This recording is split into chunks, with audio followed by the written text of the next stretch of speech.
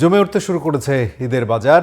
ইফতারের পরপর বিপণী বিতানগুলো অনেকটা ফাঁকা থাকলেও ধীরে ধীরে বাড়তে থাকে ক্রেতার সমাগম।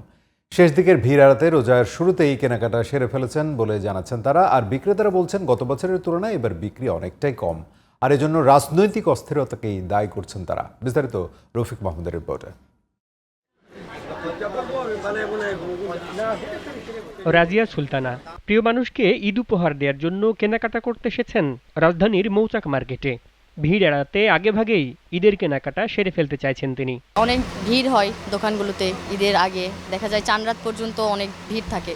তো সেজন্য আমার মনে হয় যে ঈদের আগ মুহূর্তে কিনে নেওয়াটাই বেটার। ঈদ উল ফিতরের আরও প্রায় 25 দিন বাকি, তবে রাজিয়ার মতো অনেকেই এরই মধ্যে ভিড় করছেন রাজধানীর বিভিন্ন মার্কেটে, কিনছেন পছন্দের পোশাক। ঈদের কেনাকাটাই করতে আসছি, ভিড়টা এড়ানোর জন্য আসাও, কারণ 10 রোজার পর থেকে মার্কেটে এত ভিড় থাকে, তখন একে তো হচ্ছে দোকানে ঢোকা যায় না, আর হচ্ছে দাম বলাই যায় না। আমরা তো আসলে মিডল ক্লাস ফ্যামিলি, আমাদের তো একটু বার্গেনিং করেই কিনতে হয়। তো আর চলে যাবো তো বাড়িতে, গ্রামের বাড়ি, সেই জন্য কেনাকাটা করে চলে যাবো। প্রথম দিকে দাম খুব একটা দেখি নাই, যতটুকু দেখেছি আমাদের সাধ্যের মতোই ছিল। আগে থাকতে যদি একটু কেনাকাটা করতে পারি তাহলে পরিজনদের জন্য তাদের উপহারটা আগে পৌঁছে দিতে পারবো। দাম মোটামুটি আছে, মানে দামাদামি করে নিতে হবে।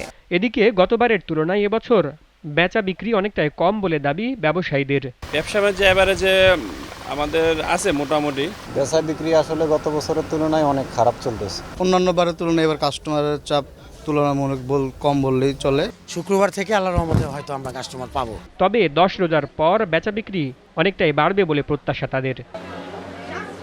Rafiq Mahmud, GTV news, Dhaka.